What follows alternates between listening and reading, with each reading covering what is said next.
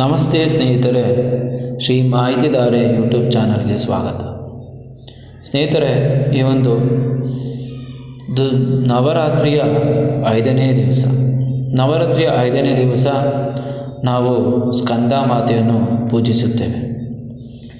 ದುರ್ಗಾದೇವಿಯ 9 ರೂಪಗಳಲ್ಲಿ ಒಂದಾದ ಸ್ಕಂದ ಮಾತಾ ದೇವಿಯನ್ನು ನವರಾತ್ರಿಯ 5ನೇ ದಿನದಂದು ಪೂಜಿಸಲಾಗುತ್ತದೆ. ಹಿಂದೂ ಧರ್ಮಗ್ರಂಥಗಳ ಪ್ರಕಾರ ದೇವಿ ಸ್ಕಂದಮಾತಾ ಸಿಂಹದ ಮೇಲೆ ಸವಾರಿ ಮಾಡುತ್ತಾಳೆ ಮತ್ತು ಆಕೆಗೆ 4 ಕೈಗಳಿವೆ. ಒಂದು ಕೈಯಲ್ಲಿ ಅವಳು ತನ್ನ ಮಗ ಸ್ಕಂದನ ಶಿಶು ರೂಪವನ್ನು ಹಿಡಿದಿದ್ದಾಳೆ ಮತ್ತು ಅವಳ ಇನ್ನೊಂದು ಕೈ ಅಭಯ ಮುದ್ರೆಯಲ್ಲಿ ಇದೆ. ಅದು ಎಲ್ಲ ಭಯಗಳನ್ನು ಹೋಗಲಾಡಿಸುತ್ತದೆ. ತನ್ನ 2 ಕೈಗಳಲ್ಲಿ ಕಮಲದ ಹೂಗಳನ್ನು ಹಿಡಿದಿದ್ದಾಳೆ. ಭಗವಾನ್ ಕಾರ್ತಿಕೇಯನ ತಾಯಿ ಆಗಿರುವುದರಿಂದ ಆಕೆಯನ್ನು ಸ್ಕಂದಮಾತೆ ಎಂದು ಕರೆಯಲಾಗುತ್ತದೆ.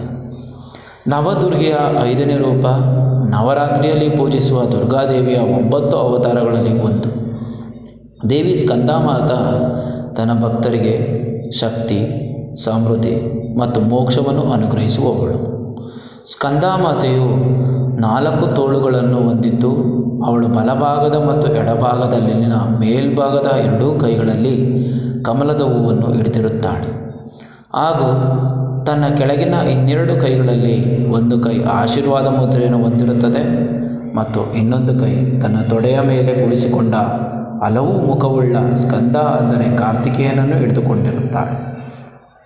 ಹೀಗೆ ಸಿಂಹದ ಮೇಲೆ ಸವಾರಿ ಮಾಡುತ್ತಾಳೆ. ಭಕ್ತರಿಂದ ಬಹುಬೇಗ ಸಂತುಷ್ಟಳಾಗುವ ತಾಯಿ ಆಕೆ. ಪೌರಾಣಿಕ ನಂಬಿಕೆಯ ಪ್ರಕಾರ ಬ್ರಹ್ಮದೇವರನ್ನು ಮೆಚ್ಚಿಸಲು ತಾರಕಾಸುರನೆಂಬ ರಾಕ್ಷಸನು ತೀವ್ರ ತಪಸ್ಸು ಮಾಡಿದನು. ಅವನು ಕಠೋರತೆಯಿಂದ ಸಂತೋಷಗೊಂಡ ಬ್ರಹ್ಮನು ತಾರಕಾಸುರನಿಗೆ ಅಮರತತ್ವದ ವರವನ್ನು ನೀಡಿದನು. ಇದರ ಹೊರತಾಗಿಯೂ ಬ್ರಹ್ಮ ತಾರಕಾಸುರನಿಗೆ ಜನ್ಮ ಪಡೆದವನನ್ನು ಸಾಯಲೇಬೇಕಾಗುತ್ತದೆ ಎಂದು ವಿವರಿಸಿದನು. ಇದರ ಮೇಲೆ ತಾರಕಾಸುರನು ಶಿವನ ಮಗನ ಕೈಯಲ್ಲಿ ಸಾವಿನ ವರವನ್ನು ಕೇಳಿದನು. ಯಾಕೆಂದರೆ ಶಿವನು ಎಂದಿಗೂ ಮದುವೆಯಾಗುವುದಿಲ್ಲ ಎಂದು ಅವನು ಅಂದುಕೊಂಡಿದ್ದನು ಮತ್ತು ಅವನು ಮದುವೆಯಾದರೂ ಅವನಿಗೆ ಮಗನು ಜನಿಸುವುದಿಲ್ಲ ಎಂದು ಭಾವಿಸಿದನು.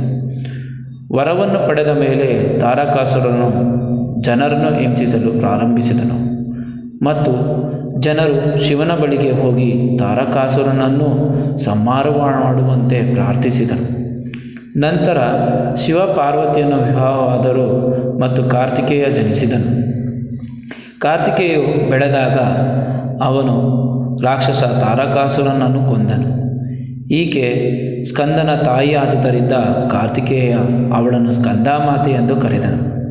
ನವರಾತ್ರಿ ಹಬ್ಬದ 5ನೇ ದಿನದಂದು ಈಕೆಯನ್ನು ಪೂಜಿಸುವುದರಿಂದ ಭಕ್ತರು ಅಲೌಕಿಕ ಶಕ್ತಿಯನ್ನು ಪಡೆಯುತ್ತಾರೆ.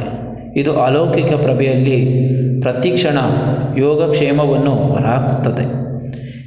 ಏಕಾಗ್ರತೆಯಿಂದ ಮನಸ್ಸನ್ನು ನಾವು ಶುದ್ಧೀಕರಿಸಿ ತಾಯಿಯನ್ನು ಸ್ತುತಿಸುವುದರಿಂದ ದುಃಖದಿಂದ ಮುಕ್ತಿ ಪಡೆದು ಮೋಕ್ಷದ ಮಾರ್ಗ ಪ್ರಾಪ್ತಿಯಾಗುತ್ತದೆ. ಆಧ್ಯಾತ್ಮ ಲೋಕದಲ್ಲಿ ಸಾಧನೆ ಮಾಡುವವರು ವಿಶುದ್ಧಿ ಚಕ್ರದ ಕಡೆಗೆ ತಮ್ಮ ಗಮನವನ್ನು ಕೇಂದ್ರೀಕರಿಸಿದರೆ ಸಾಧನೆಗಳು ಸ್ವಯಂಚಾಲಿತವಾಗಿ ಸದಾ ಸಾಧಿಸಲ್ಪಡುತ್ತದೆ ಮತ್ತು ತಾಯಿಯನ್ನು ಪ್ರೀತಿಯಿಂದ ಪೂಜಿಸುವುದರಿಂದ ಭಕ್ತರು ಎಲ್ಲ ರೀತಿಯ ಸಂತೋಷ ಮತ್ತು ಶಾಂತಿಯನ್ನು ಪಡೆಯುತ್ತಾರೆ. ಈ ಭಯಂಕರಿಯು ತನ್ನ ಭಕ್ತರ ಎಲ್ಲ ದುಃಖಗಳನ್ನು ತೊಲಗಿಸಿ ಮೋಕ್ಷದ ಮಾರ್ಗವನ್ನು ತೋರಿಸುತ್ತಾಳೆ ಎನ್ನುವ ನಂಬಿಕೆ ಇದೆ. ನೀವು ಜೀವನದಲ್ಲಿ ಸಂತೋಷ ಮತ್ತು ಶಾಂತಿಯನ್ನು ಬಯಸಿದರೆ ನೀವು ತಾಯಿಯ 5ನೇ ರೂಪವನ್ನು ಅಂದರೆ ತಾಯಿ ಸ್ಕಂದಮಾತೆಯನ್ನು ನವರಾತ್ರಿ ಹಬ್ಬದ 5ನೇ ದಿನದಂದು ವಿಶೇಷವಾಗಿ ಪೂಜಿಸಬೇಕು. ಸ್ಕಂದಮಾತೆ ದೇವಿಯನ್ನು ಮೋಕ್ಷ ನೀಡುವ ತಾಯಿ ಎಂದು ಹೇಳಲಾಗುತ್ತದೆ. ಮಕ್ಕಳಿಲ್ಲದ ದಂಪತಿಗಳು ಮಗುವನ್ನು ಪಡೆಯುವ ಬಯಕೆಯನ್ನು ಹೊಂದಿರುವವರು ನವರಾತ್ರಿ ಹಬ್ಬದ 5ನೇ ದಿನದಂದು ಈ ವ್ರತವನ್ನು ಆಚರಿಸಬೇಕು. ಇದನ್ನು ಮಾಡುವುದರಿಂದ ತಾಯಿಯ ಆಶೀರ್ವಾದ ಖಂಡಿತ ಸಿಗುತ್ತದೆ ಎಂಬ ನಂಬಿಕೆ ಇದೆ. ಈ ದಿನ ಹಳದಿ ಬಣ್ಣದ ಬಟ್ಟೆಗಳನ್ನು ಧರಿಸಬೇಕು. ತಾಯಿ ಸ್ಕಂದಮಾತೆಯನ್ನು ಮೆಚ್ಚಿಸಲು ಬಾಳೆಹಣ್ಣು ಮತ್ತು ಅದರಿಂದ ಮಾಡಿದ ವಸ್ತುಗಳನ್ನು ಅರ್ಪಿಸಬೇಕು. ನೀವು ಸಹ ತಾಯಿಯನ್ನು ಮೆಚ್ಚಿಸಲು ಬಯಸಿದರೆ ಕಡ್ಡಾಯವಾಗಿ ಅವಳಿಗೆ ಬಾಳೆಹಣ್ಣನ್ನು ಅರ್ಪಿಸಬೇಕು.